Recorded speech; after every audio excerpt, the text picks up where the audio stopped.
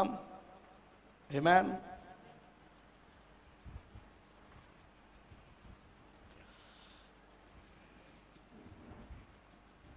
Today I took a small things, కొన్ని విషయాలు తీసి చూపించాను పొద్దున.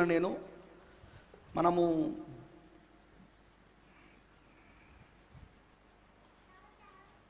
దేవుని కుటుంబం యొక్క మర్మం అనే అంశంలో, వివాహం అనే దాంట్లో మనం ఇప్పుడు ఏం చూస్తున్నామంటే, స్త్రీ పురుషునికి లోబడుట వలననే విజయము. ఆమెకు విజయం ఎక్కడుందంటే పురుషునికి లోబడట్లో. మరి బైబిల్లో ఎప్పుడు స్త్రీని గురించి ప్రస్తావించబడ్డదంటే అది ఎవరి గురించి? ఆత్మ సంబంధంగా సంఘమును గురించి. కరెక్టేనా? స్త్రీ సంఘమేనా? సో ఇప్పుడు సంఘమునకు విజయం ఎక్కడ దాగుంది? వినబడతలేదు నాకు. సంఘమునకు విజయము క్రీస్తుకు, ఆమె పురుషుడైన క్రీస్తుకు, వాక్యానికి లోబడుట ద్వారానే విజయం ఉంది. మరి నేను ముసుగుని గురించి కూడా చాలా క్లియర్గా చెప్పాను పొద్దున. ఐ థింక్, నేను అనుకుంటున్నా మీకు స్పష్టమైందని. ఇదివరకు చెప్పిందే, కానీ మరొకసారి సందర్భం వచ్చింది కాబట్టి మనం ఆ అంశంలోనే ఉన్నాం కాబట్టి చెప్పాను. సో లెట్ us turn, మరొకసారి మనం చూద్దాం. కొరింథీయులకు రాసిన మొదటి పత్రిక 11వ అధ్యాయము 3వ వచనంలో చదువుకుందాం.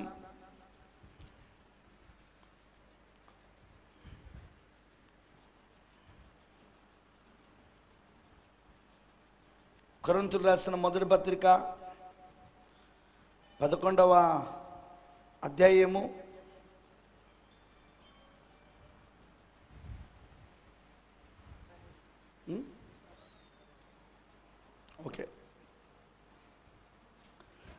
3వ వచనంలో చదువుదాం. ప్రతి పురుషునికి శిరస్సు క్రీస్తనియు, స్త్రీకి శిరస్సు పురుషుడనియు, క్రీస్తునకు శిరస్సు దేవుడనియు మీరు తెలుసుకునవలని కోరుచున్నాను. ఏ పురుషుడు తల మీద ముసుగు వేసుకొని ప్రార్థన చేయునో లేక ప్రవచించునో ఆ పురుషుడు తన తలను అవమానపరచును. ఏ స్త్రీ తల మీద ముసుగు వేసుకొనక ప్రార్థన చేయునో లేక ప్రవచించునో ఆ స్త్రీ తన తలను, గమనించారా? తల. స్త్రీకి శిరస్సు, స్త్రీకి తల ఎవరంటే పురుషుడు. తలను అవమానపరుస్తున్నారు అంటున్నాడు. పురుషుని అవమానపరచడం.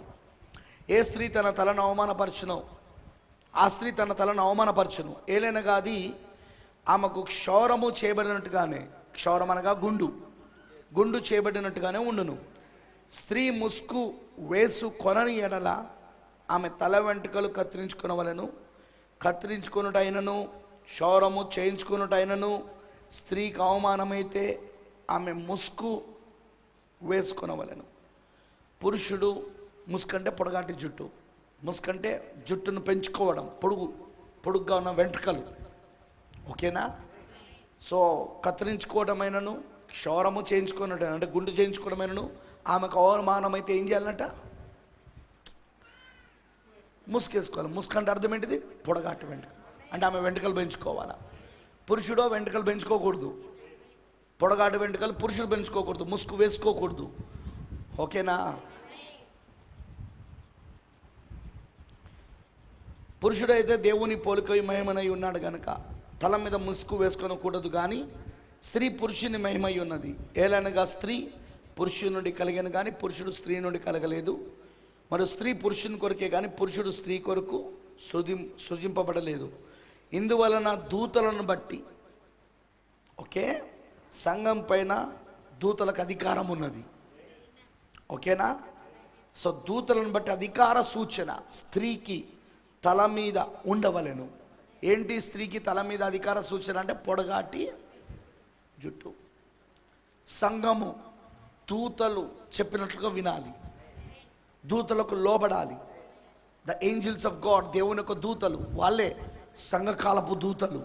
వర్తమానికుల మాటకు వాళ్ళు లోబడాలి. అలానే పాస్టర్ దూత అయి ఉన్నాడు. ఎంతమంది తెలుసు? పుల్పిడి వెనకాల నిలబడి ఉన్న పాస్టర్ దూత అయి ఉన్నాడేనా? ఆమేన్. సో దూతలను బట్టి అధికార సూచన స్త్రీకి తల మీద ఉండవలెను. అయితే ప్రభువునందు స్త్రీకి వేరుగా పురుషుడు లేడు, పురుషునికి వేరుగా స్త్రీ లేదు. స్త్రీ పురుషుడి నుండి ఎలాగో కలిగెనో అలాగే పురుషుడు స్త్రీ మూలముగా కలిగెను. కానీ సమస్తమైనవి దేవుని మూలముగా కలుగుచున్నవి. మీలో మీరే యోచించుకొనుడి. ఇంగ్లీష్లో అయితే జడ్జ్ యువర్ సెల్ఫ్. మీకు మీరే తీర్పు తీర్చుకోనండి. ఎవరు తీర్పు తీర్చాల్సిన అవసరం లేదు. మీకు మీరే తీర్పు తీర్చుకోవచ్చు వాక్యం ద్వారా. స్త్రీ ముసుగు లేనిదై దేవుని ప్రార్థించడం తగునా? పురుషుడు తల వెంట్రుకలు పెంచుకొనుట. ముసుకంటే ఏంటిది? ఇప్పుడు ఉట్టి తల వెంట్రుకలు కాదు, తల వెంట్రుకలు పెంచుకొనుట. ముసుకంటే తల వెంట్రుకలు పెంచుకొనుట. పురుషుడు తల వెంట్రుకలు పెంచుకొనుట తనకు అవమానమని సభాసిద్ధంగా మీకు తోచును కదా. మీరు గమనించారా? స్త్రీ దగ్గరకు వచ్చినప్పుడు కత్తిరించుడు, క్షౌరం గురించి మాట్లాడా? కానీ పురుషుని దగ్గర మాట్లాడాడు కదా ముందు. పురుషుని దగ్గరకు వచ్చినప్పుడు ఆ మాటలు మాట్లాడలే. ముందు ముసుగు వేసుకోకూడదని అన్నాడు తప్ప వాడి గురించి మాట్లాడలే. ఎందుకంటే స్త్రీకి ఆ వెంట్రుకలు పెంచుకోవడమే ముసుగు కాబట్టి కత్తిరించుకోకూడదు, క్షౌరం చేయించుకోకూడదు, అది అవమానం అని రాశాడు ఆయన. ఇప్పుడు పురుషుని దగ్గరకు వచ్చినప్పుడు ఇప్పుడు ముసుగు విషయంలో ఏమంటున్నాడంటే, పురుషుడు తల వెంట్రుకలు పెంచుకొనుట, ముసుగు లేకుండా ఉండడం కాదు అక్కడ. అంటే ఆయన మాట్లాడుతుంది ఏంటంటే బయట బట్ట ముసుగు గురించి కాదు, మనం వేసుకునే బట్ట ముసుగుల గురించి మాట్లాడతలేడు ఆయన. వెంట్రుకల గురించి మాట్లాడుతున్నాడు. దేని గురించి?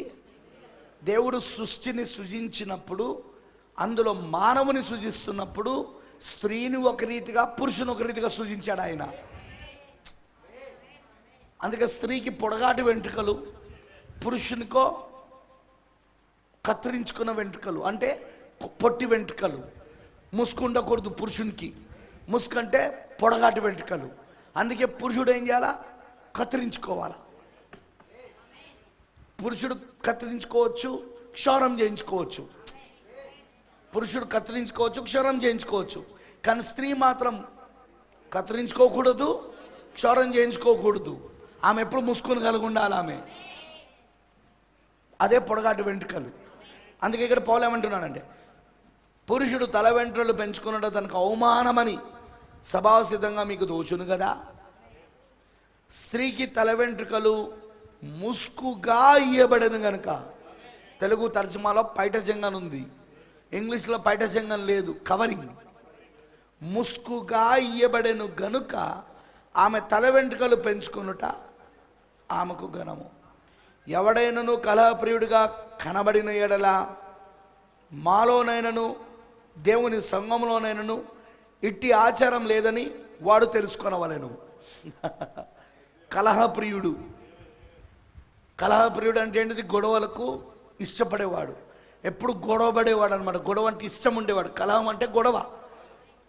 ఎవడైనను కలహప్రియుడు అంటే ఈ మాటలు విన్న తర్వాత సంఘంలో గొడవలంటే ఇష్టపడేవాళ్ళు, గొడవలు పెట్టేవారు, గొడవలు చేసేవాళ్ళు. కలహప్రియుడు కనబడిన ఎడల మాలోనైనను దేవుని సంఘంలోనైనను ఇట్టి ఆచారము. ఏంటిది అది? బట్ట మూసుకునే ఆచారాలు లేవు. ఇట్టి ఆచారము లేదని వాడు తెలుసుకొనవలెను. ప్రభు ఈ మాటలను దీవించును గాక. నెక్స్ట్, మొదటి తిమోతికి రాసిన పత్రిక 2వ అధ్యాయము 8వ వచనం నుండి చదువుదాం. తిమోతికి రాసిన మొదటి పత్రిక. ఇది కూడా పౌలు గారు రాస్తున్నాడు. పౌలు గారు సంఘములకు రాస్తున్నాడు, సేవకులకు రాస్తున్నాడు. తిమోతి పత్రిక, తీతు పత్రిక, ఫిలమోను పత్రిక, ఇవన్నీ సేవకులకు రాస్తున్న పత్రిక ఇవి. Is it right? అవునా? ఇప్పుడు 8వ వచనం. కావున ప్రతి స్థలమందును పురుషులు కోపమును సంశయమును లేనివారై పవిత్రమైన చేతులెత్తి ప్రార్థన చేయాలని కోరుచున్నాను. అదే ధూపం వేయుట. బంగారు ధూపవేదిక దగ్గర ధూపం వేయుట. 9వ వచనం. మరి స్త్రీలను అనుకోవయు స్వస్థత బుద్ధి గలవారై ఉండి, అనుకోయు స్వస్థత బుద్ధి గలవారై ఉండి తగుమాత్రపు వస్త్రముల చేతనే గాని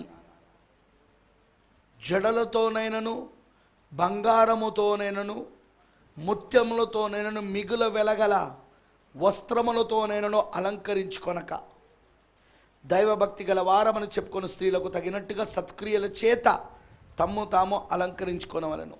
స్త్రీ మౌనంగా ఉండవలసిందే కానీ, వింటున్నారా? స్త్రీ మౌనంగా ఉండవలసిందే. స్త్రీ మౌనంగా ఉండి సంపూర్ణ విధేయతతో నేర్చుకొనవలెను. స్త్రీ మౌనంగా ఉండి సంపూర్ణ విధేయతతో, సబ్జెక్షన్, లోబడుట. విధేయత అంటే లోబడుట. సంపూర్ణంగా లోబడు ద్వారా, విధేయత ద్వారా ఆమె నేర్చుకొనవలెను. స్త్రీ మౌనంగా ఉండవలసిందే కానీ ఉపదేశించుటకైనను పురుషుని మీద అధికారం చేయుటకైనా ఆమెకు సెలవియను. మొదట ఆదామును తర్వాత హవ్వను నిర్మింపబడేది కారా? మరి ఆదాము మోసపరచబడలేదు కానీ స్త్రీ మోసపరచబడి అపరాధములు పడెను. ఆయనను వారు స్వస్థబుద్ధి కలిగి ఆమె అపరాధంలో పడిందే శిశు ప్రసూతి ద్వారా. అపరాధంలో పడిందే స్త్రీ ఎట్లా? శిశు ప్రసూతి, ఆది పాపం. ఇప్పుడు అందుకే మళ్ళీ ఎలా ఆమెకు రక్షణ వస్తుందో రాస్తున్నాడు. ఆయనను వారు స్వస్థబుద్ధి కలిగి విశ్వాస, ప్రేమ, పరిశుద్ధతలందు నిలకడగా ఉండిన ఎడల శిశు ప్రసూతి ద్వారా ఆమె రక్షించబడును. ఆ శిశు ప్రసూతే యేసుక్రీస్తు జన్మించుట, భౌతికంగా ఆత్మీయంగా సంఘమునకు యేసులు జన్మించుట. ఇప్పుడు సంఘానికి ఆత్మీయంగా యేసులు జన్మిస్తున్నారా? ఇప్పుడు ఇప్పుడు ఇప్పుడు సంఘం అంటే స్త్రీయేనా? ఇప్పుడు ఈ స్త్రీ జన్మనిస్తున్నదా? Amen, hallelujah. So let us pray, ప్రార్థించుకుందాం. మహోన్నతుడా, సర్వోన్నతుడా, సర్వశక్తిమంతుడా, నీకు వందనాలు తండ్రి. ఈ రాత్రి మరొకసారి మేము ఈ సబ్జెక్ట్కి, ఈ యొక్క అంశానికి మేము వెళ్తూ ఉండగా నీ కృపతో మమ్మల్ని నింపమని ప్రార్థిస్తున్నా. ఈ విషయాలు మాకు అర్థమవునట్లు సహాయం చేయి. నీ పరిశుద్ధాత్మ మా కనులను తెరిచి, మా కనులకు కాటుక ప్రత్యక్షతనిచ్చి, ఇదిగో ప్రభువా ఈ విషయాలను మేము గ్రహించినట్లు, ఇవి మా జీవితంలో నెరవేరిపోవునట్లు నువ్వు చేయమని ప్రార్థిస్తున్నా. ఎందుకంటే ఈ మర్మమై ఉన్న ఈ సంగతులన్నీ జగతు పునాది వేయబడక మునిపే, లోక పునాదులు వేయబడక మునిపే నువ్వు మనసులోని వెనక భాగంలో దాగుంచిన ఈ మర్మములన్నీ ఇప్పుడు వధూ హృదయంలో తెరుస్తున్నావు. ఎందుకు? ఆ మర్మములు ఆమె ఉంది కాబట్టి, ఆ మర్మం ఆమె జీవితంలో పనిచేస్తుంది కాబట్టి నువ్వు ఆ మర్మమును ఆమె జీవితంలో నెరవేర్పు చేయడం ద్వారా తెరుస్తూ ఉన్నావు దేవా. ఆ మర్మమును ఆమె జీవితంలో జరిగించడం ద్వారా తెరుస్తూ ఉన్నావు. ఓ వందనాలు ప్రభువా. ఇక్కడ పౌలు గారు చెప్పినట్లుగా నిజంగా స్త్రీ విధేయత ద్వారానే సంపూర్ణ విజయం సాధించగలదు ఆమె. అవును, ఈరోజు మేము సంఘముగా పూర్తిగా నీకు విధేయత ద్వారా, ప్రభు క్రీస్తుకు విధేయత ద్వారా, వాక్యమునకు విధేయత ద్వారా, లోబడడం ద్వారా మాత్రమే మాకు విజయం దాగుంది ప్రభువా. అటు భౌతికంగా స్త్రీలకైనా, ఇటు ఆత్మీయంగా పురుషులకైనా ప్రభువా, ఎవరికైనా సరే. ఎందుకంటే ఆత్మ సంబంధంగా వచ్చినప్పుడు అటు స్త్రీ పురుషుడు ఇద్దరు సంగమై ఉన్నారు, ఇద్దరు స్త్రీగా పరిగణించబడుతున్నారు. అందుకే మేము పూర్తిగా లోబడే కృపను మాకు దయచేయి ప్రభువా. నువ్వు మాతో మాట్లాడు, అభిషేకించు మమ్మల్ని. ఈ ఆలోచనలు మా హృదయాలలో ఫలింపబడును గాక. ఈ వాక్యం మాలో శరీరధార అవును గాక. రక్తమాంసములుగా మారే కృపను దయచేయమని సమర్పిస్తూ యేసుక్రీస్తు నామమున అడుగుచున్నాను, ఆమేన్. కూర్చోనండి.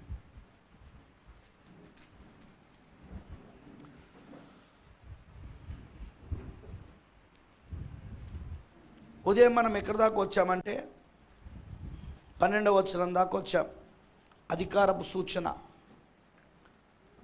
స్త్రీ తలపైన ఉండాలని దూతల యొక్క అధికారపు సూచన ఏంటిదంటే లోబడుట. ఆమేన్. దాని గురించి మనం చూసాం. అలానే పురుషుడు స్త్రీలో నుండి, స్త్రీ పురుషుల్లో నుండి కలిగిన విషయం కూడా చూసాం. అందుకే ఇప్పుడు మనకు క్రీస్తునందు పురుషుడైనను స్త్రీ అయినను లేదు, ఇద్దరు సమానులే. ఇక్కడ వింటున్నారా? ఆత్మీయంగా క్రీస్తునందు పురుషుడని లేదు, స్త్రీ అని లేదు, ఇద్దరికి పరిశుద్ధాత్మ బాప్తిస్మమును దేవుడు ఇస్తున్నాడు. ఇద్దరికి ఇస్తున్నాడు, ఒకరికి కాదు, ఇద్దరికి ఇస్తున్నాడు. ఇద్దరు పరిశుద్ధాత్మ బాప్సం పొందుకుంటున్నారు.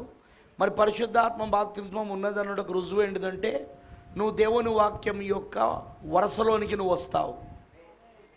నిన్ను దేవుడు ఏ పాత్రలో పెట్టాడు, ఏ కార్యంలో పెట్టాడు, ఒక పురుషుడిగా, ఒక స్త్రీగా, అవన్నీ కూడాను పరిశుద్ధాత్మ ఏం చేస్తాడంటే వాక్యములో చెప్పిన దాని ప్రకారంగా మిమ్మల్ని ఆ వరసలో పెడతాడు ఆయన. అంటే ఒక వ్యక్తికి పరిశుద్ధాత్మ ఉంది లేదని ఎలా తెలుసుకోగలమంటే వాళ్ళు వాక్య వరుసలోనికి రావట్లేదంటే వాళ్ళకి పరిశుద్ధాత్మ ఇంకా రాలేదు. స్త్రీ పెత్తనం చేస్తుందనుకో, ఆమె ఇంకా పరిశుద్ధాత్మతో నింపబడలేదు. పట్టుకున్నారా మీరు? స్త్రీ పురుషుని పైన ఇంకా పెత్తనం చేస్తుందనుకో, ఆమె ఇంకా పరిశుద్ధాత్మతో నింపబడలేదు. ఆమె ఇంకా దేవుని వాక్యము వరుసలోనికి రాలేదు. ఎందుకంటే ఆమె పాత్ర స్త్రీగా దేవుడు పెట్టాడు. ఆ పాత్ర తర్వాత ఆ కార్యాలయము, ఆ స్థానము, అవన్నీ ఆ గుణలక్షణాలు అవన్నీ ఒక స్త్రీగా దేవుడు ఆమెకి ఏదైతే ఇచ్చాడో అది ఆమె చేయవలసి ఉన్నది. పరిశుద్ధాత్మ అలా చేయనట్లుగా తీసుకొస్తాడు. అలానే పురుషుడి దగ్గరకు వచ్చినప్పుడు తనకివ్వబడిన పాత్ర, తనకివ్వబడిన స్థానము, తనకివ్వబడిన విషయాలలో తాను వెళ్తాడు. హల్లెలూయా. అదేనా అండి ఇప్పుడు జరుగుతున్నది? So if you are filled with the holy ghost, నువ్వు పరిశుద్ధాత్మతో నింపబడితే ఖచ్చితంగా నువ్వు ఆ పరిశుద్ధాత్మ చెప్పినట్లుగా నువ్వు వాక్యమునకు లోబడతావు. అర్థమైన వాళ్ళందరూ ఆమె చెప్పండి. హల్లెలూయా. నా 13 వర్స్ 13వ వచనం, మీలో మీరే యోచించుకునుడి, స్త్రీ ముసుగు లేనిదే దేవుని ప్రార్థించుట తగునా? మీరు గమనించారా? అంతకుముందు ఆయన స్త్రీ పురుషుల గురించి మాట్లాడుతున్నప్పుడు పౌలు గారు సృష్టి ఆదిలోనికి పోయాడు. అక్కడ ఉన్న డాక్టరీని బోధించాడు. ఆయన బోధించాడా? హల్లెలూయా. ఇప్పుడు ఆయన మళ్ళీ ఎక్కడికి వచ్చాడు అంటే, ఇప్పుడు మళ్ళీ మీకు మీరే తీర్పు తీర్చుకోండి ఈ విషయంలో. స్త్రీ ముసుగు లేనిదే ప్రార్థన చేయట తగున అంటున్నాడు. ఎందుకు? ఆమె శిరస్సు, ఆమె భర్త కాబట్టి.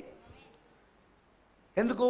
ఎఫెసీ 5వ అధ్యాయంలో అపోస్తలుడైన పౌలు గారు స్త్రీని సంఘముగా, పురుషుని క్రీస్తుగా పోలుస్తూ అక్కడ భార్యాభర్తల సంబంధమును క్రీస్తు సంఘం యొక్క సంబంధములతో పోలుస్తూ బోధించాడు ఆయన.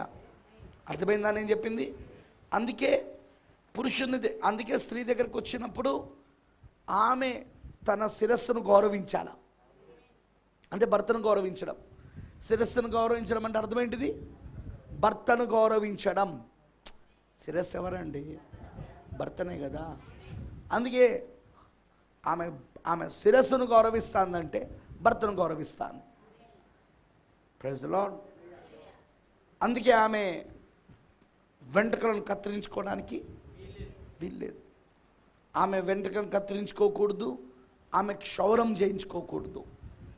అది అవమానం. అది ఎవరికి? భర్తకు. భర్తను అవమానపరచడం.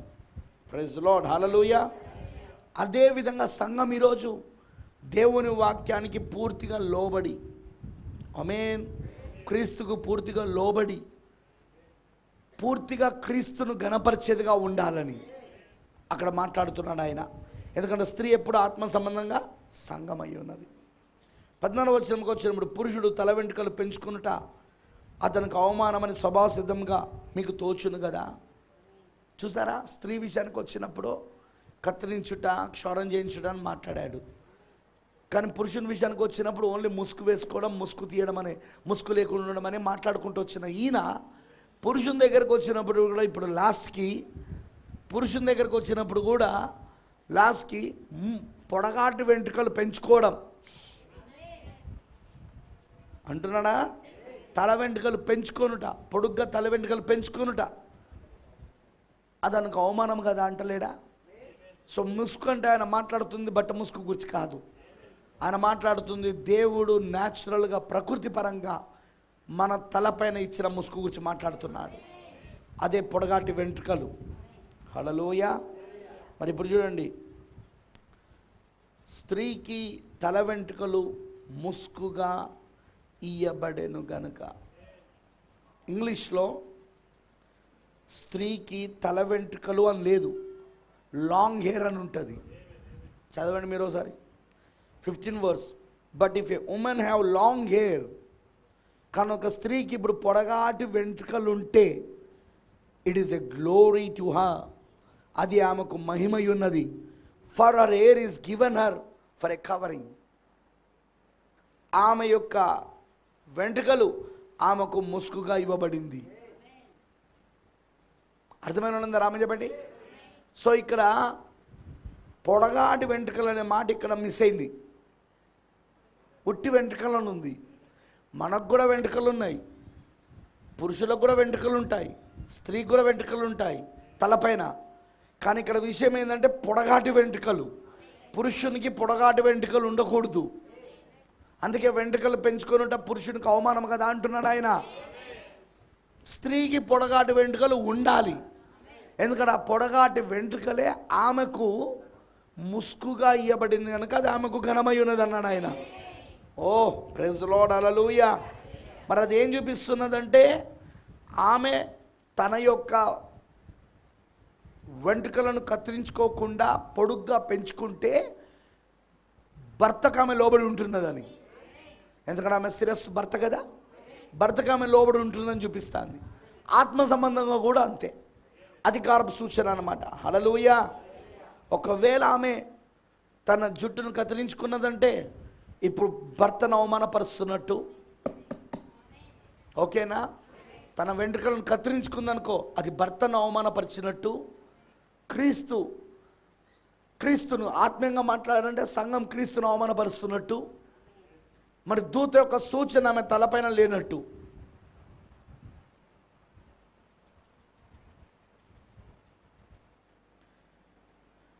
ఒకటి మాత్రం గుర్తుపించుకోనండి, క్రీస్తు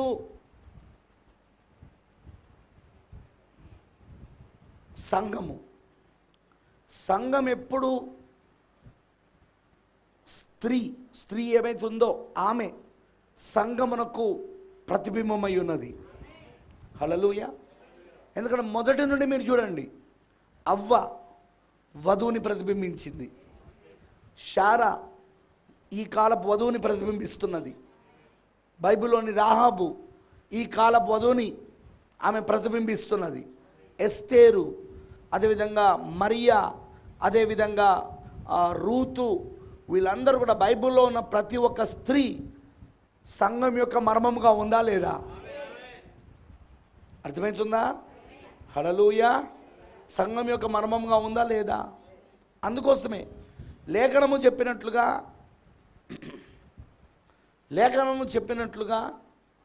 ఇక్కడ సంఘమునకు మర్మముగా ఉన్న స్త్రీ ఆమె ప్రవర్తన, ఆమె జీవితాన్ని బట్టి అటు ఆత్మ సంబంధంగా సంఘం ఉన్నదని చెప్తున్నాడు.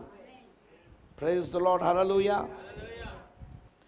చివరికి వచ్చేసరికి పౌలు గారు అంటున్నాడు, ఏమంటున్నాడంటే, ఎవడైనను కలహప్రియుడుగా కనబడిన ఎడల మాలోనైనను దేవుని సంఘములోనైనను ఇట్టి ఆచారము లేదని వాడు తెలుసుకోవాలను. ప్రైజ్ ది లార్డ్, హల్లెలూయా. ఎందుకంటే దేవుడు తన వాక్యానికి ఎప్పుడు తన వ్యతిరేకంగా వెళ్ళాడు ఆయన. హల్లెలూయా. మరి మీరు గమనించాల్సింది ఏంటంటే అవ్వ ఆదాములో భాగమై ఉన్నది, ఈరోజు వధువు క్రీస్తులో భాగమై ఉన్నది. మరి క్రీస్తు ఏమై ఉన్నాడంటే వాక్యమై ఉన్నాడు. నువ్వు ఈ రోజున దేవుని వాక్యములో భాగమై ఉన్నావని గుర్తించి ఆ వాక్యానికి నువ్వు విధేయత చూపించడమే దేవుడు నీకు ఇచ్చిన స్థానమై ఉన్నది. Praise the lord. దేవుడికి మహిమ కలుగును గాక. అర్థమైన రామ చెప్పండి. మరి మీరు గమనిస్తే ప్రియమైన దేవుని పిల్లలారా, అపోస్తలుడైన పౌలు గారు ఇక్కడ కొరింథీయులకు రాసిన పత్రికలోను, తర్వాత తిమోతికి రాసిన పత్రికలోను ఆయన స్త్రీని గురించి మాట్లాడుతున్నాడు. ఆయన అలా మాట్లాడడానికి కారణం ఉంది, దాని వెనకాల ఒక ఉద్దేశం ఉంది. సంఘమునకు పొద్దున నేను చెప్పినట్టు సంఘమునకు ఆయన డాక్ట్రిన్ నేర్పిస్తున్నాడు, సిద్ధాంతం. ప్రతి సంఘానికి కండక్ట్, ఆర్డర్, డాక్ట్రిన్ ఉండాలా. ఏమేమి ఉండాలా? Conduct, order, doctrine. కండక్ట్ అంటే ప్రవర్తన, ఆర్డర్ అంటే క్రమము, వింటున్నారా? మరియు డాక్ట్రిన్ అంటే సిద్ధాంతం. అంటే ప్రతి సంఘమునకు ఖచ్చితంగా ఏముండాలంటే ప్రవర్తన, అంటే ఈ విధంగానే నువ్వు ప్రవర్తించాలా. దేవుడు ఈ విధంగానే నిన్ను సృజించి పెట్టాడు, ఈ స్థానంలో పెట్టాడు, ఈ రూపంలో సృజించాడు, ఈ స్థానంలో పెట్టాడు, ఈ పాత్ర నీకు ఇచ్చాడు, కాబట్టి నువ్వు ఇలాగనే ప్రవర్తించాలా. ఇదే నీకు దేవుడు ఇచ్చిన క్రమం. ఆ క్రమంలోనే నువ్వు ఉండాలా, అలానే ఆ సిద్ధాంతంలోనే నువ్వు ఉండాలి. సంగమనకు సిద్ధాంతం లేదనుకో, అది సంఘం అనబడదు. ఎంతమంది తెలుసు ఆ విషయం? సంగమనకు గనక సిద్ధాంతం లేదనుకో, అది సంఘం అనబడదు. అది it will not call church. ఎందుకంటే ప్రవక్త బ్రహ్నాం గారు అంటారు, ప్రతి సంఘానికి ఖచ్చితంగా సిద్ధాంతం ఉంటుంది. ఉంటుందా ఉండదా? ప్రతి సంఘమునకు ఖచ్చితంగా సిద్ధాంతం ఉంటుంది. అపోస్తులు సిద్ధాంతాన్ని బోధించారు, ఆది అపోస్తులు. ఇప్పుడు అదే సిద్ధాంతం వైపు తిప్పడానికి ఏలియా వచ్చాడు. ఆది అపోస్తులు చెప్పిన బోధ సిద్ధాంతం వైపు తిప్పడానికి మనకి ఏలియా వచ్చాడు. ఆయన విలియం మ్యారన్ బ్రెన్హామ్ అయి ఉన్నాడు. అర్థమైన అందరూ ఆమె చెప్పండి. మరి ఇక్కడ తిమోతికి రాసిన పత్రిక దగ్గరకు వచ్చినప్పుడు స్త్రీని గురించి మాట్లాడుతూ ఆయన ఏమంటున్నాడో మనం ఇందాక చదివినాం, మరొకసారి చదువుదాం. జస్సి మరొకసారి చదువుదాం. స్త్రీని గురించి మాట్లాడుతూ ఆయన ఏం మాట్లాడుతున్నాడో చూడండి ఒకసారి. తిమోతికి రాసిన మొదటి పత్రిక 2వ అధ్యాయం 9వ వచనం చూడండి. మరి స్త్రీలను అనుకయు స్వస్థత బుద్ధి కలిగిన వారై తగుమాత్రపు వస్త్రముల చేతనే కానీ జడలతోనూ బంగారంతోనూ ముత్యములతోనూ మిగుల వెలగల వస్త్రములతోనూ అలంకరించుకొనక దైవభక్తి గల వారమని చెప్పుకున్న స్త్రీలకు తగినట్టుగా సత్క్రియల చేత తమ్మును తాము అలంకరించుకొనవలెను. ఇది జరగాలంటే నీకు పరిశుద్ధాత్మ బాప్సం ఉండాలి. ఎందుకంటే మనం చూస్తాం ఆది పాపములో స్త్రీ యొక్క అలంకరణ మారింది. ఆది పాపం జరిగిన తర్వాత ప్రవక్త అంటాడు, స్త్రీని అలంకరించింది అపవాది. అందుకే ఇప్పుడు బాహ్య అలంకారానికి ఎక్కువగా ప్రాముఖ్యత ఇస్తారు, బయట అందానికి. అందుకే ఆ లిప్స్టిక్లు,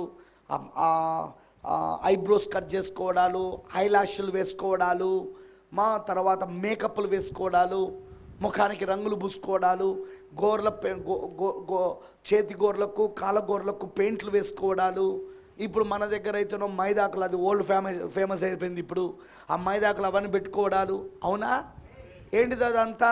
స్త్రీని అలంకరించింది అపవాది. అపవాది యొక్క పట్టులో ఆమె ఉంది కాబట్టి అవన్నీ చేస్తూ ఉన్నది. కానీ ఎప్పుడైతే ఆమె పరిశుద్ధాత్మ బాప్సం పొందుకుంటుందో, ఆమె కృత జన్మ పొందుకుంటుందో, అప్పుడు ఆమె ఆ పట్టు నుండి విడుదల పొందుకుంటుంది. మరి నేను చాలాసార్లు చూశాను, చాలామంది స్త్రీలు 10 సంవత్సరాలు, 15 సంవత్సరాలు, 20 సంవత్సరాలు ఆభరణాలు లేకుండా, లిప్స్టిక్లు లేకుండా, లేకపోతే మేకప్లు లేకుండా ఉంటారు. కానీ ఎక్కడో ఏదో తేడా వచ్చి వాళ్ళు లోకంలోకి జారిపోయి మళ్ళీ అవన్నీ పెట్టుకుంటూ ఉంటారు. మరి 15-20 సంవత్సరాలు పెట్టుకోకున్న వీళ్ళు ఎందుకు ఇప్పుడు మళ్ళీ వాళ్ళకి పెట్టుకుంటున్నారంటావు? కారణం ఏంటో తెలుసా? వాళ్ళు ఇంకా సాతాను యొక్క గ్రిప్లో నుండి విడుదల కాలేవాళ్ళు. అర్థమైందా? సాతాను యొక్క గ్రిప్లో నుండి వాళ్ళు ఇంకా విడుదల కాలేదు. 15-20 సంవత్సరాల వాళ్ళు అవన్నీ చేయకపోయినను ఇంకా విడుదల పొందుకోలేదు. అందుకే తిరిగి జారిపోయింది అక్కడికి, అందుకే తిరిగి వెళ్ళిపోయింది. అర్థమైందా? అదే పరిశుద్ధాత్మ బాప్సం పొందుకొని ఉంటే నా ప్రాణం పోయినా పర్వాలేదు కానీ నేను తిరిగి వెనుకకి వెళ్ళనంటది ఆమె. ఇప్పుడు ఆత్మ సంబంధంగా వద్దాం. చాలా సంఘాలు కొన్ని సంవత్సరాల వరకు ఎంతో బాగుంటారు, వాక్య ప్రకారంగా. ఆ కాపరి ఏం మాత్రము కూడా రాజీ పడకుండా బోధిస్తూ ఉంటాడు, వాక్య విషయంలో ఖండితంగా బోధిస్తూ ఉంటాడు, వాటిని వీటిని ఖండిస్తూ ఉంటాడు. వింటున్నారా? మరి సంఘం కూడా దాన్ని ఫాలో అవుతూ ఉంటుంది. కానీ ఎందుకో కానీ కొన్ని సంవత్సరాల తర్వాత మెల్లమెల్లగా ఆ సేవకుడు వెనకకు జారిపోతూ ఉంటాడు, సంఘము వెనకకు జారిపోతూ ఉంటుంది. వింటున్నారా? పౌలు గారేమన్నాడు? ఒక్కసారి నువ్వు వెలిగింపబడి ఆ పరలోక సంబంధమైన వరములని రుచి చూశాక నువ్వు మరలా పడిపోవడం అసాధ్యమన్నాడు. వింటున్నారా? పౌలు గారు అంటాడు, నువ్వు మరలా పడిపోవడం అసాధ్యం, అసలు నువ్వు పడిపోవంటాడు. నువ్వు వెలిగించబడ్డావంటే, సరే మీకు అర్థమయ్యేట్టు చెప్తా. నువ్వు పరిశుద్ధాత్మ బాప్సం పొందుకొని ముద్రించబడ్డావంటే ఎప్పటి వరకు ముద్రించబడ్డావు? విమోచన దినం వరకు. మధ్యలో బయటకు వచ్చినా మళ్ళీ లోపల పోయినా బయటకు వచ్చినా లోపల పోయినా అని ఉంటుంది. ఇక వినపడతలే. ముద్ర పగల కొట్టబడింది, బయటకు వచ్చినా మళ్ళీ లోపల పోయినా మళ్ళీ ముద్ర వేసిండు, మళ్ళీ బయటకు వచ్చినా ఉంటుందా? ఉండదు. అంటే ఫస్ట్ టైమే నువ్వు ఒక్కసారి ముద్రించబడితే విమోచన దినం వరకు ఇక నువ్వు దాని నుండి బయటికి రావు. మరి ఇప్పుడు ఈ 10 సంవత్సరాలు 15 సంవత్సరాలు ఉన్న పరిస్థితి ఏంది? ముద్రించబడలేదు. అది ప్రాబ్లం. ముద్రించబడలేదు. అర్థమైందా? అంటే నువ్వు తీసుకున్న బాప్తిస్మం పనిచేయలేదు. ఎందుకంటే నీటి బాప్తిస్మమేగా ఆత్మ బాప్తిస్మం తీసుకొచ్చేది. ఎంతమంది తెలుసు? నీటి బాప్తిస్మం తర్వాత ఆత్మ బాప్తిస్మం. వీళ్ళ నీటి బాప్తిస్మం పనిచేయలేదు, అందుకే వీళ్ళకి ఆత్మ బాప్తిస్మం రాలేదు. అందుకే సాతాను యొక్క గ్రిప్లో నుండి, సాతాను యొక్క పట్టులో నుండి వీడు విడుదల పొందుకోలేదు. కొన్ని సంవత్సరాలు ఉన్నారు బాగానే, కానీ విడుదల పొందుకోలేదు. వీళ్ళకి ఎప్పుడు సంపూర్ణమైన విడుదల వస్తుందంటే వెన్ ద హోలీ గోస్ట్, పరిశుద్ధాత్మ బాప్తిస్మం ఎప్పుడైతే వీళ్ళు పొందుకుంటారో అప్పుడు వీళ్ళకి సంపూర్ణమైన విడుదల వస్తుంది. అర్థమైన వాళ్ళందరూ ఆమె చెప్పండి. అందుకే ఎవరైనా వ్యక్తి వెనకకు జారిపోయిననుకో, లోకంలోనికి పాపంలోనికి వెళ్ళిపోయి కొన్ని సంవత్సరాల వరకు పాపంలో ఉంటే అర్థమేంటో తెలుసా? ముందు బాగున్నాడు, తర్వాత పాపంలోకి వెళ్ళిపోయి కొన్ని సంవత్సరాలు ఉన్నాడు అంటే ముందు అతను తీసుకున్న రక్షణ పనిచేయలేదన్నట్టు. పాయింట్ అర్థమైందా? ముందు అతను తీసుకున్న రక్షణ పనిచేయలేదు. అందుకే ఇప్పుడు అతను ఏం చేయాలా? మళ్ళీ ఒకవేళ దేవుని దగ్గరికి వస్తే మొదటి నుండి మొదలు కావాలా.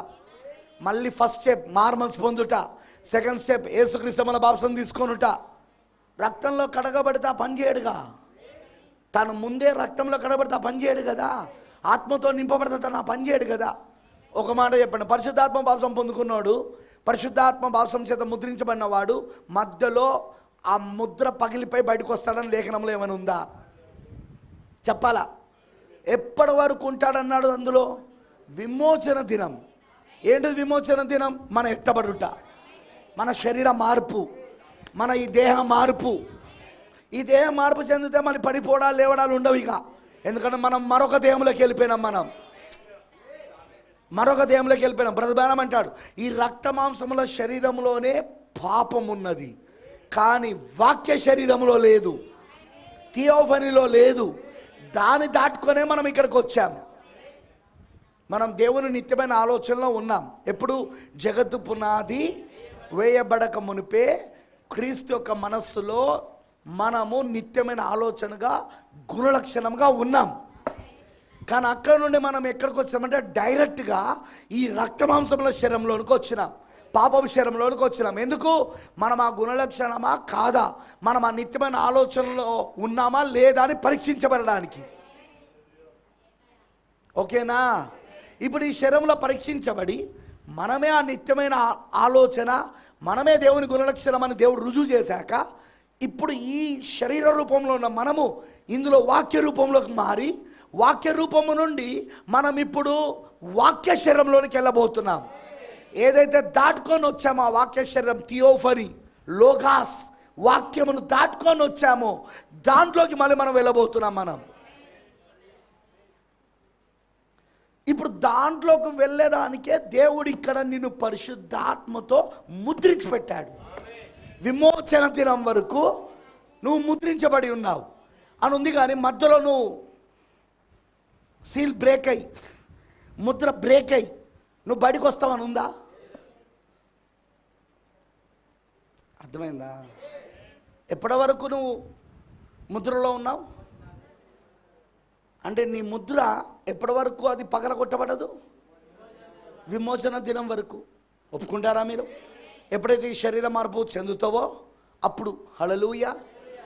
అంటే నువ్వు ఇప్పుడు మధ్యలో పడిపోతున్నావు, లోకంలో కలిసిపోతున్నావు, వెనక జారిపోతున్నావు అంటే అర్థమేంటో తెలుసా? నువ్వు మొదటగా తీసుకున్న బాప్తిసం పనిచేయలేదు, మొదటగా తీసుకున్న రక్షణ పనిచేయలేదు.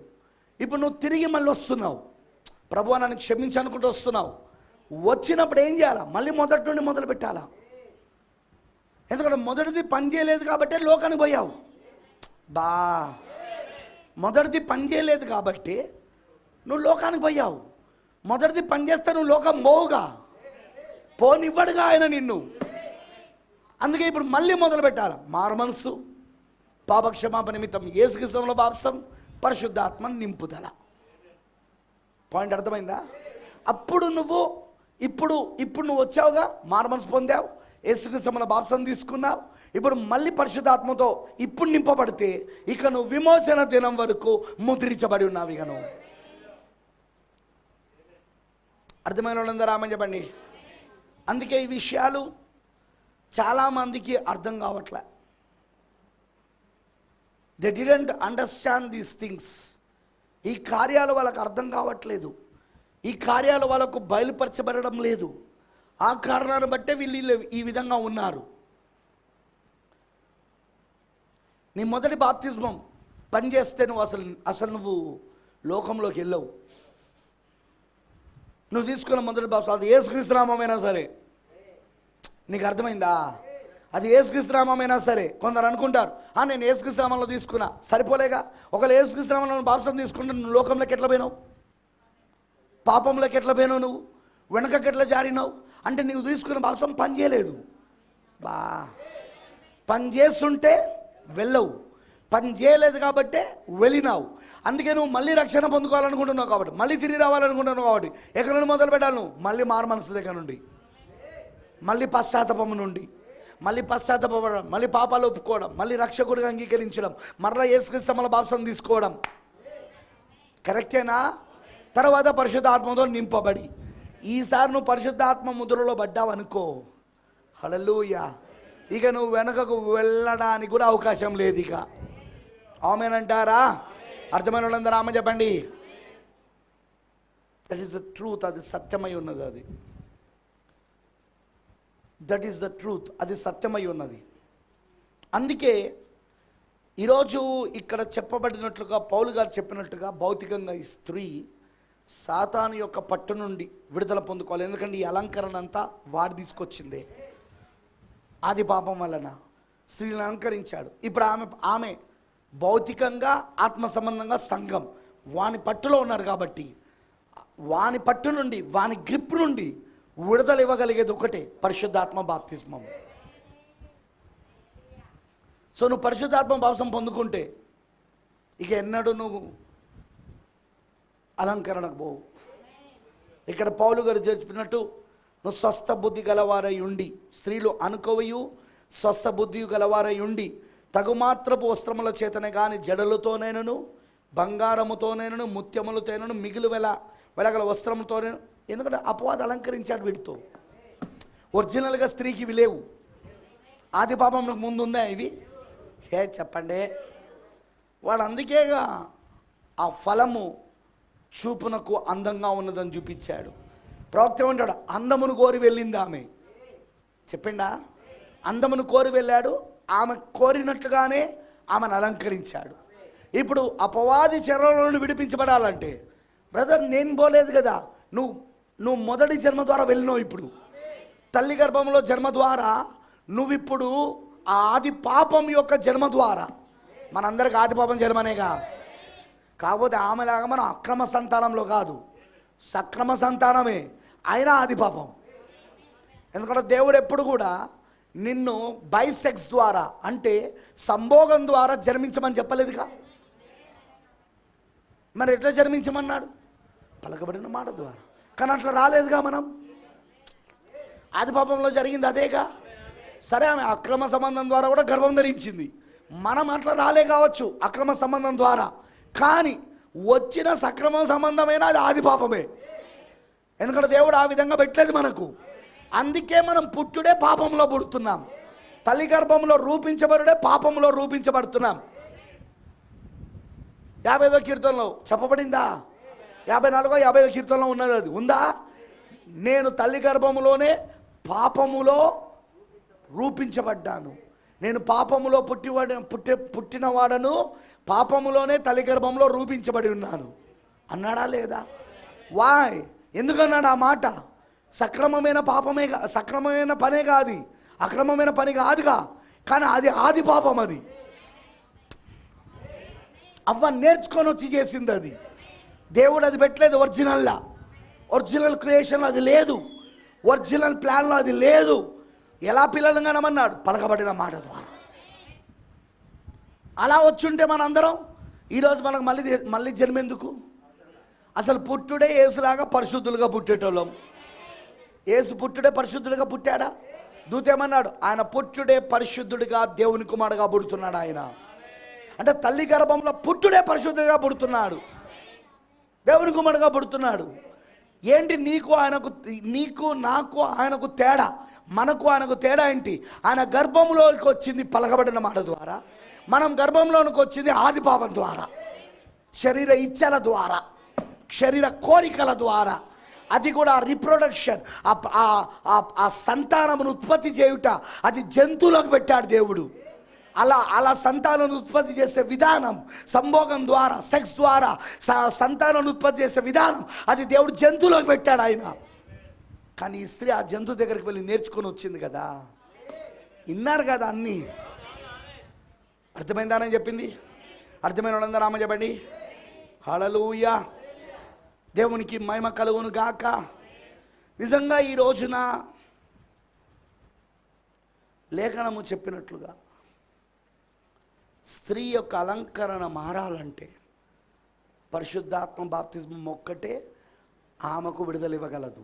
ఇటు భౌతికంగా స్త్రీ అయితే, అటు ఆత్మీయంగా సంఘం. పరిశుద్ధాత్మ బాప్తిజం లేకపోతే కొన్ని సంవత్సరాలు బాగానే ఉంటారు, కానీ తర్వాత జారిపోతారు. సంఘం కూడా ఇప్పుడు అట్లనే ఉందా? ప్రారంభిస్తున్నప్పుడు ఆత్మీయంగా ప్రారంభిస్తారు, ముగిస్తున్నప్పుడు శారీరకంగా ముగిస్తారు. పౌలు గారు చెప్పలేదా? మీరు ప్రారంభించుట ఆత్మీయంగా ప్రారంభించారు, కానీ ఇప్పుడు మీరు ముగించేటప్పుడు, సంపూర్ణమైనప్పుడు శారీరకంగా సంపూలవుతున్నారు. ఈరోజు మెసేజ్ చర్చిలు అలా లేవా? చాలా మెసేజ్ చర్చిలు మొదలు పెడుతున్నప్పుడు ఆత్మీయంగా మొదలుపెట్టారు, కానీ ముగించే సమయానికి వచ్చేసరికి ఇప్పుడు శారీరకంగా మారిపోయారు. ఎందుకు అలా అయ్యారు బ్రదర్? Very simple. సాతాను యొక్క గ్రిప్లో నుండి సంఘం విడుదల పొందుకోవాలంటే ఒకటే ఒక విధానం, పరిశుద్ధాత్మ బాప్తిజం. Without holy ghost baptism she can not be released from the grip of Satan. సంఘమునకు పరిశుద్ధాత్మ బాప్తిజం కావాలా? పరిశుద్ధాత్మ బాప్తిజం ఇచ్చే వాక్యం బోధించబడాలా? పరిశుద్ధాత్మ బాప్తిజం ఇచ్చే వాక్యం. హలో సార్, వింటున్నారా? ఏదో వచ్చాం, 2 కథలు విన్నాం, కానుకలు వేసినాం, ఆ తర్వాత దశమభాగాలు పే చేసినాం, మేము వెళ్ళిపోయినాం, పాస్టర్ అయిపోయిందిగా. కాదు, నువ్వు పరిశుద్ధాత్మతో నింపబడాలా. దానికి నా బాధ్యత. మీరు పరిశుద్ధాత్మతో నింపబడే విధముగా నేను వాక్యాన్ని బోధించాలా. ఎందుకంటే వాక్యం ఒకటే మనకు పరిశుద్ధాత్మ బాప్తిజం ఇస్తుంది. ఎంతమంది తెలుసా విషయం? వాక్యం ఒకటే మనకు పరిశుద్ధాత్మ బాప్తిజం ఇస్తుంది. వాక్యం ఎప్పుడైతే తెరవబడుతుందో, ఆమేన్, పులిపిడి వెనకాల వాక్యం ఎప్పుడైతే తెరవబడతా ఉంటుందో అప్పుడు విశ్వాసులకు అది పరిశుద్ధాత్మ బాప్తిజం ఇవ్వబడతా ఉంటుంది. మరి ఏ పులిపిట్లో వాక్యము తెరవబడదో అక్కడ పరిశుద్ధాత్మ బాప్తిజం రాదు సంఘానికి.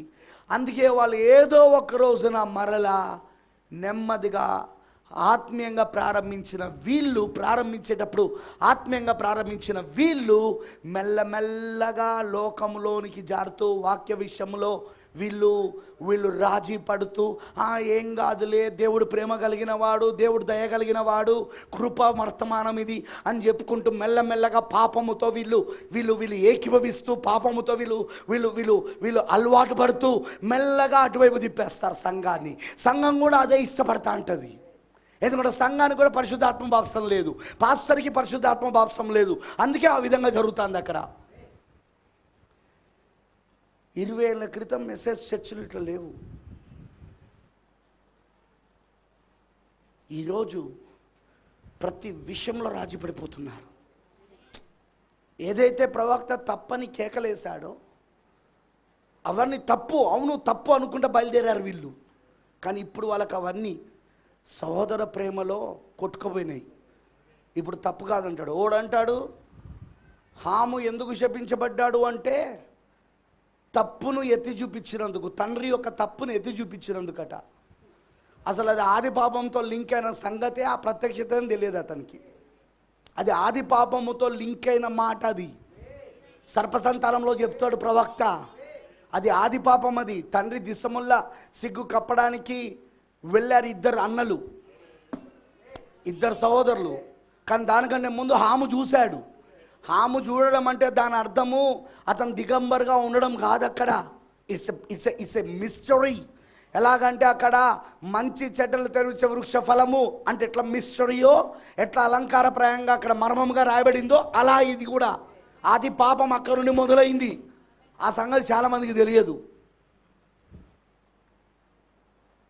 హాము తండ్రి తప్పును ఎత్తి చూపించినందుకే శపించబడ్డాడట. అయితే విలియం బ్రెన్హామ్ శపించబడ్డాడు. ఎందుకంటే రోమన్ క్యాథలిక్ తప్పెత్తి చూపించాడు, ప్రొటెస్టెంట్ సంఘాలు తప్పెత్తి చూపించాడు, ప్రతి మతం వాళ్ళ తప్పెత్తి చూపించాడు.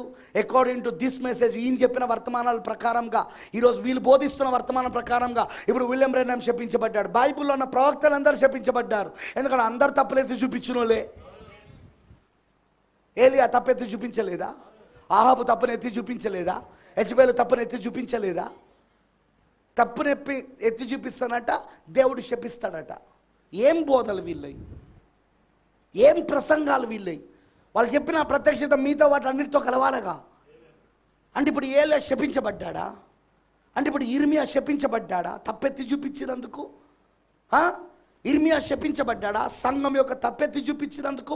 ఇజ్రాయెల్ సంఘం యొక్క తప్పును, ఇజ్రాయెల్ని పరిపాలిస్తున్న ఆ పాలకుని యొక్క తప్పును ఎత్తి చూపించినందుకు ఇప్పుడు ఇర్మియా శపించబడ్డాడా? సమూయేలు శపించబడ్డాడా సౌలు యొక్క తప్పులు ఎత్తి చూపించినందుకు?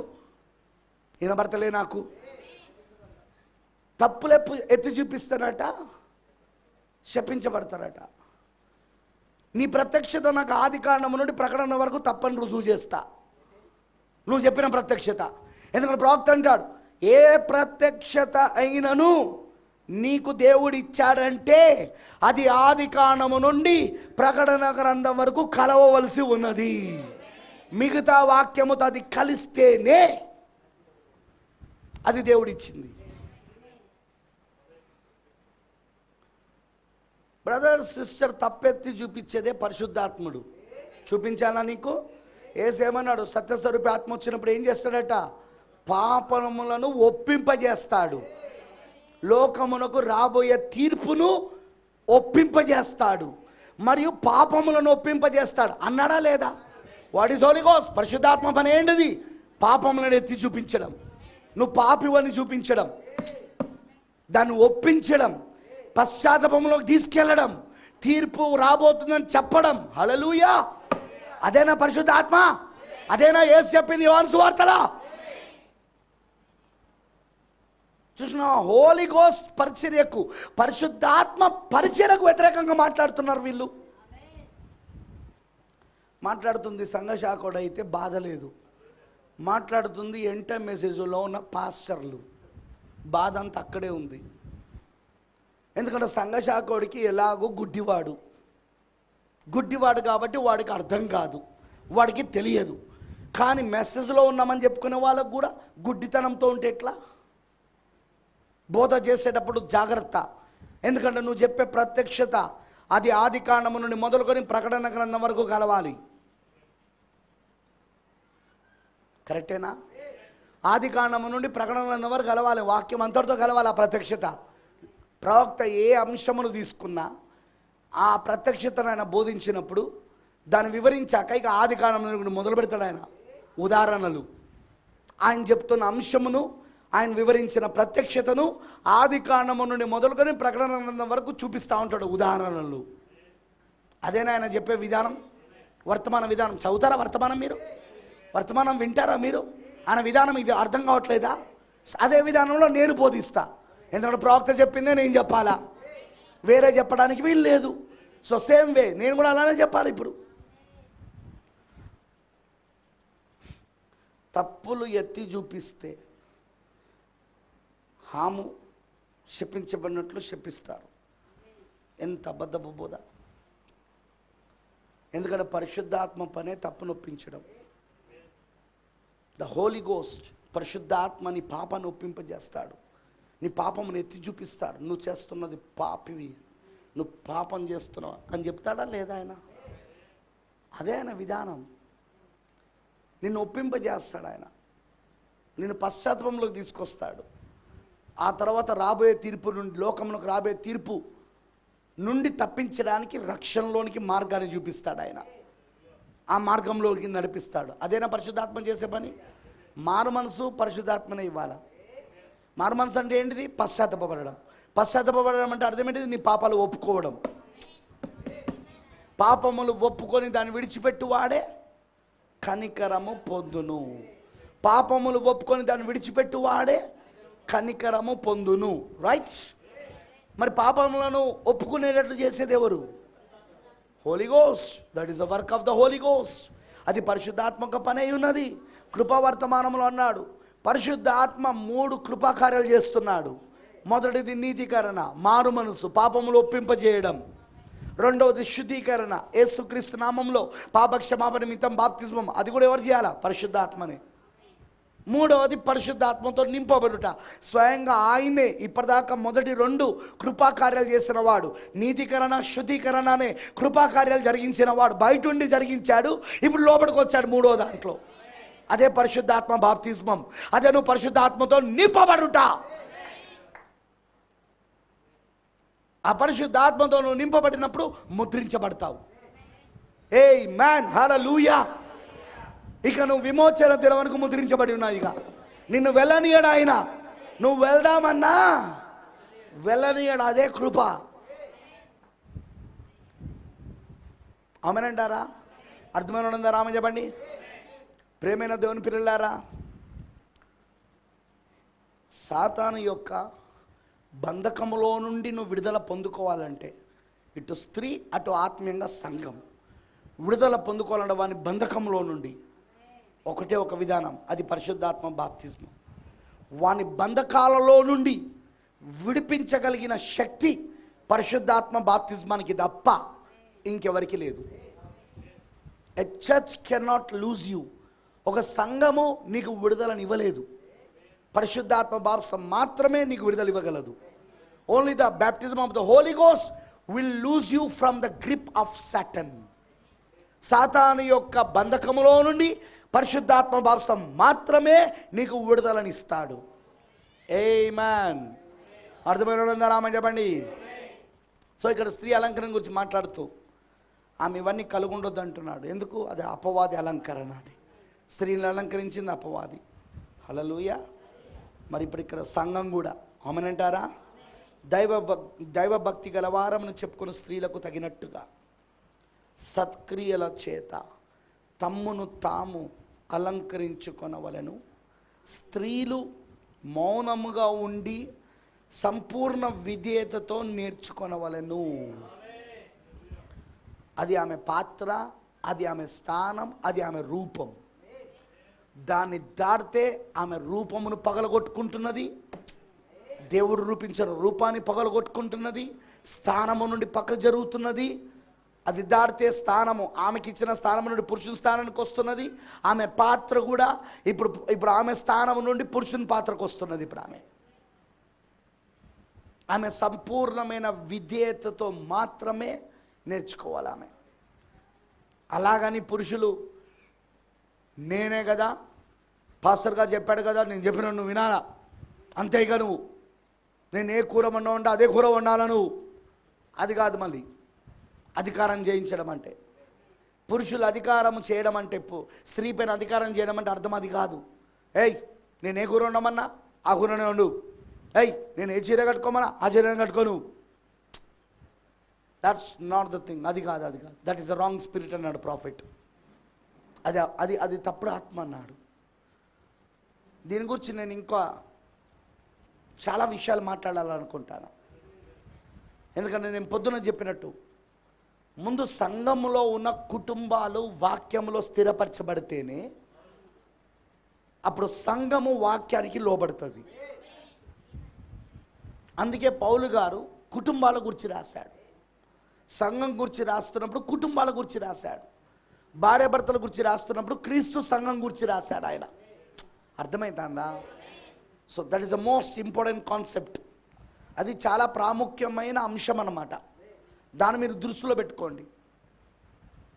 ఏమా అంటే కుటుంబం సెట్ అయితే ఆటోమేటిక్గా సంఘం సెట్ అవుతుంది. కుటుంబము సెట్ అయిందనుకో, అంటే కుటుంబము వాక్యములో ఎస్టాబ్లిష్ అయిందనుకో, వాక్యములో స్థిరపడ్డదనుకో, అప్పుడు సంఘం కూడా స్థిరపడుతుంది ఇక ఆత్మ సంబంధంగా. అర్థమైందని నేను చెప్పింది. అందుకే ఇక్కడ పౌలు గారు సంఘం గురించి మాట్లాడుతూ స్త్రీ గురించి కూడా మాట్లాడుతున్నాడు. ఆయన పురుషుని గురించి కూడా మాట్లాడుతున్నాడు. ఆయన స్త్రీకి పురుషుడికి ఉండాల్సిన స్థానాల గురించి మాట్లాడుతున్నాడు. వారికి ఇవ్వబడిన కార్యాలయాల గురించి, వారికి ఇవ్వబడిన పాత్రల గురించి, వారిని రూపించిన విధానం గురించి మాట్లాడుతున్నాడు ఆయన. ఎందుకు అంటే కుటుంబాలు భార్య భర్త వాక్యంలో ఎస్టాబ్లిష్ అయితే, వాక్యంలో వాళ్ళు స్థాపించబడితే అప్పుడు ఆత్మీయంగా సంఘము, ఎందుకంటే ఈ భార్య భర్తలే కదా సంఘము ఆత్మీయంగా, అప్పుడు వారు ఆత్మీయంగా సంఘము సరిగ్గా వాక్యములో స్థాపించబడి క్రీస్తుకు లోబడతారు. అర్థమైందా? అర్థమైన వాళ్ళందరూ రామ చెప్పండి. సో ఈ విషయాన్ని మీరు గమనించాలని నేను కోరుతున్నాను, ఎందుకంటే ఇది చాలా ఇంపార్టెంట్ విషయం. ఈ విషయం మీకు అర్థం కావాలని నేను ఆశిస్తున్నాను. ఆమేన్, హల్లెలూయా. ప్రభు చిత్తం అయితే దీన్ని వచ్చే వారం కంటిన్యూ చేద్దాం ఈ సబ్జెక్ట్ని, ఓకేనా? మరియు దీన్ని మీరు జాగ్రత్తగా వినాలి, ఎందుకంటే ఇవి చాలా ఇంపార్టెంట్ విషయాలు. ఇవి ఈ చివరి కాలంలో 7వ దూత ద్వారా పౌలు గారు మొదటి దూత అల్ఫా వర్తమానికుడు యొక్క విషయాలను ఒమేగా వర్తమానికుడు వచ్చి ఆ మర్మములను విప్పి చూపించాడు. ఆయన అల్ఫా వర్తమానికుడు చెప్పిన మర్మములను, రహస్యములను ఒమేగా వర్తమానికుడు వచ్చి, ఒమేగా ప్రవక్త వచ్చి అల్ఫా ప్రవక్త చెప్పిన మర్మములను విప్పి చూపించాడు ఆయన. ఎందుకంటే పౌలు గారు ఏం రాస్తున్నాడో అది ఇప్పుడు జరుగుతుంది. పౌలు గారు రాసిన చాలా విషయాలు ప్రవచనమై ఉన్నాడు అన్నాడు ప్రవక్త. అది ఏ కాలానికంటే మన కాలానికి, మనమున్న ఈ కాలానికి. అర్థమైందని చెప్పింది. సో కాబట్టి దయచేసి మీరు దాన్ని వినాలని, ధ్యానించాలని నేను ఆశిస్తున్నాను. మరి నేను నమ్ముతున్నాను దేవుడు తప్పకుండా మీకు ఆ కృపనిస్తాడని. God bless you. దేవుడు మీ అందరిని దీవించును గాక. Let us pray. ప్రార్థించుకుందాం.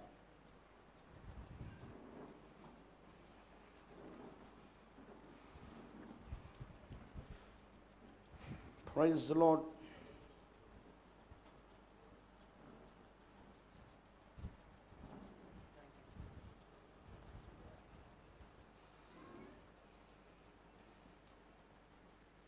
మన 2 చేతులు పైకి ఎత్తి పూర్తిగా దేవునికి సమర్పించుకుందాం. Come on.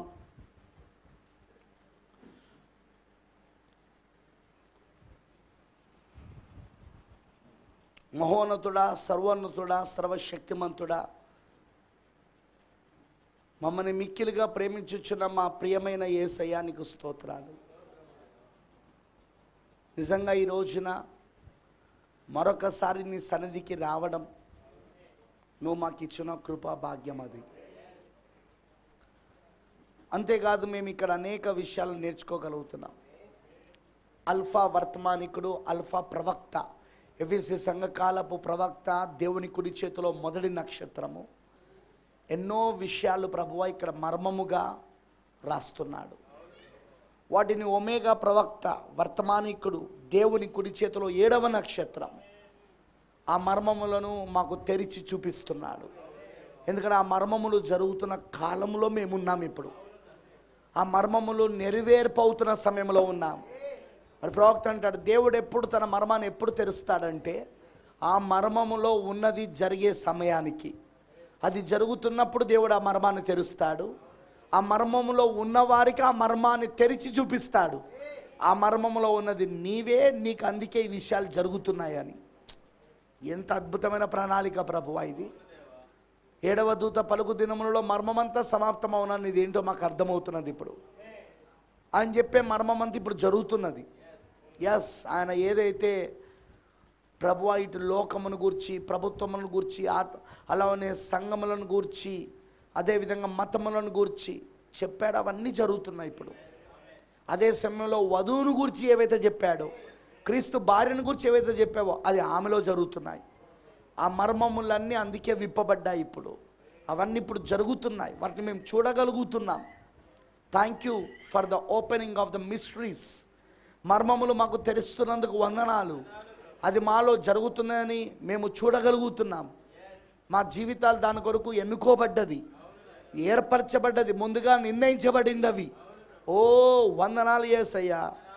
వచ్చేలా నీ పిల్లలందరినీ దీవించు, ప్రతి ఒక్కరిని నువ్వు ఆస్వాదించు, నీ కృప ప్రతి ఒక్కరికి దయచేయమని ప్రభువా. మరి ఈ విషయాలు పరిశుద్ధాత్మ ద్వారా మాత్రమే బయలుపరచబడతాయి. మరి పరిశుద్ధాత్మ ద్వారా ఎవరికి బయలుపరచబడతాయి అంటే ఎవరైతే ఎన్నుకోబడ్డారో, ఏర్పరచబడ్డారో, ముందు నిర్ణయించబడ్డారో, ఎవరి కొరకైతే ఈ మర్మములు విప్పబడుతున్నాయో, ఎవరిలో ఈ మర్మములు క్రియ చేస్తున్నాయో, క్రియా సాధకం అవుతున్నాయో, వారిలో మాత్రమే ఈ మర్మములు తెరవబడతాయి దేవా. వారికి మాత్రమే ఈ విషయాలు అర్థమవుతాయి. మిగతా వాళ్ళకి అర్థం కావు, మిగతా వాళ్ళు అర్థం చేసుకోలేరు కూడా. దయతో ప్రభువా, నీ వధువుగా, నీ పెళ్లి కుమార్తెగా ఎవరైతే ఉన్నారో వారికి తప్పకుండా ఈ విషయములు అర్థమవునట్లుగా చేయము తండ్రి. ఖచ్చితంగా ఈ విషయములు నీ పరిశుద్ధాత్మ తెరిచి చూపును గాక. కృప చూపించి నువ్వు దీవించమని సమర్పించుకుంటూ యేసుక్రీస్తు నామములో అడుగుచున్నాము. ఆమేన్. God bless you. దేవుడి మీద దీవించును గాక.